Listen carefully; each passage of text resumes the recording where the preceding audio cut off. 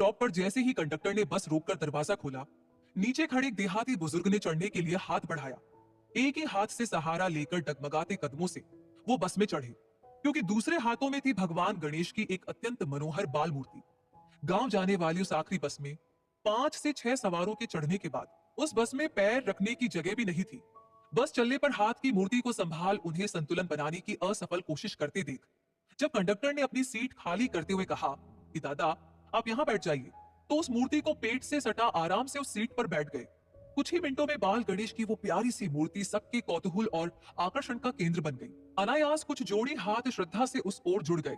Conductor पीछे के सवारियों से पैसे लेता दादा के सामने आ खड़ा हुआ और पूछा, कहां जाओगे दादा? जवाब देते हुए मूर्ति को थोड़ा इधर उधर करके उन्होंने धोती की अंटी से पैसे निकालने की असफल कोशिश की। उन्हें परेशान होता देखकर कंडक्टर ने कहा, अभी रहने दीजिए, उतरते समय दे दीजिएगा। एक बार फिर दादा गणपति की मूर्ति को पेट से सटाकर आश्वस्त होकर बैठ गए। बस अब रफ्तार पकड़ चुकी थी। सबका टिकट काटकर कंडक्टर एक सीट का सहारा लेकर खड़ा हो गया और अनायास उनसे पूछ बैठा, दादा आपके गांव में भी तो गणेश की मूर्ति मिलती होगी ना? फिर इस उम्र में 2 घंटे का सफर और इतनी दौड़ धूप करके शहर से ये गणेश की मूर्ति क्यों ले जा रहे हैं? ये प्रश्न सुनकर दादा मुस्कुराते हुए बोले, हाँ आजकल तो त्योहार आते ही सब तरफ दुकानें सज जाती है, गांव में भी मिलती है मूर्तियां, पर ऐसी नहीं।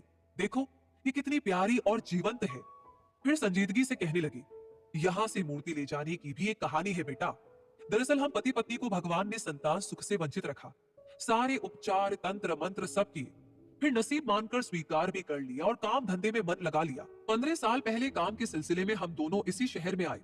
गणेश पूजा का त्योहार नजदीक था तो मूर्ति और पूजा का सामान खरीदने यहाँ बाजार गए। अचानक पत्नी की नजर एकदम ऐसी ही एक मूर्ति पर पड़ी और उसका मातृत्व जाग उठा। मेरा बच्चा कहते हुए उसने उस मूर्ति को सीने से लगा लिया। सालों का दर्द आंखों से बह निकला।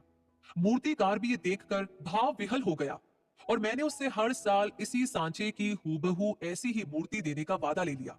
बस तभी से ये सिलसिला शुरू है। 2 साल पहले तक वो भी साथ आती रही अपने बाल गणेश को लेने, पर अब घुटनों के दर्द से लाचार है। मेरी भी उम्र हो रही है, फिर भी सिर्फ 10 दिन के लिए ही क्यों ना हो, उसका ये सुख नहीं छीनना चाहता। इसीलिए अपने बाल गणेश को बड़े जतन से घर ले जाता हूँ। अब तक आसपास के लोगों में अच्छा खासा कौतूहल जाग चुका था। कुछ लोग अपनी सीट से झांककर तो कुछ उचककर मूर्ति को देख मुस्कुरा के हाथ जोड़ने लगे।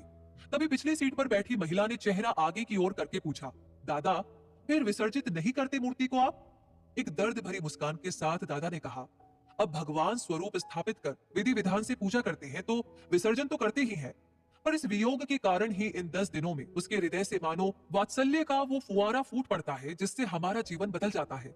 अभी भी रंगोली डाल आम के तोरण से द्वार सजाकर वहीं पर राह देखते बैठी होगी। पहुंचने पर राई और मिर्च से कड़क नजर उतारती है। पूछो मत, छोटा सा लोटा गिलास थाली चम्मच सब है हमारे बाल गणेश के पास।